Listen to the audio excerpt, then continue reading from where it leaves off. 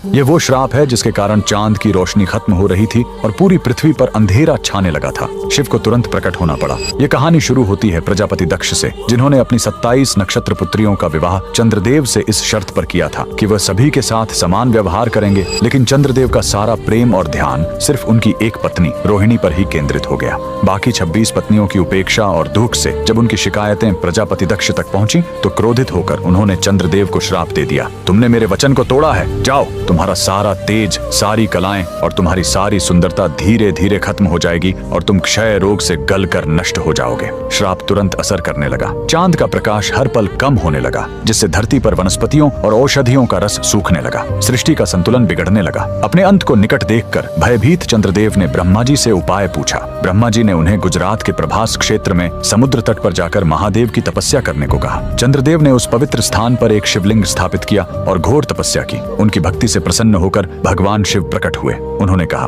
मैं दक्ष के श्राप को पूरी तरह खत्म तो नहीं कर सकता, लेकिन उसका प्रभाव कम कर सकता हूँ। शिव ने वरदान दिया, तुम कृष्ण पक्ष में 15 दिन क्षीण होगे, लेकिन शुक्ल पक्ष में 15 दिन फिर से पूर्ण हो जाओगे। उन्होंने चंद्र को अपने मस्तक पर धारण कर लिया और चंद्रशेखर कहलाए। और जिस ज्योतिर्लिंग की चंद्र ने पूजा की थी वो सोमनाथ, सोम यानी चंद्र के नाथ के नाम से प्रसिद्ध हुआ। और यही सोमनाथ मंदिर भारत का पहला ज्योतिर्लिंग आज भी गुजरात के वेरावल में उसी समुद्र तट पर शान से खड़ा है, जहाँ चंद्रदेव ने श्राप से मुक्ति पाई थी। लेकिन रुकिए, इस मंदिर का एक और रहस्य है। यहाँ मौजूद बाण स्तंभ यह बताता है कि यहाँ से लेकर दक्षिणी ध्रुव तक समुद्र के रास्ते में कोई जमीन नहीं है। भगवान शिव के भक्त कमेंट में हर हर महादेव जरूर लिखें।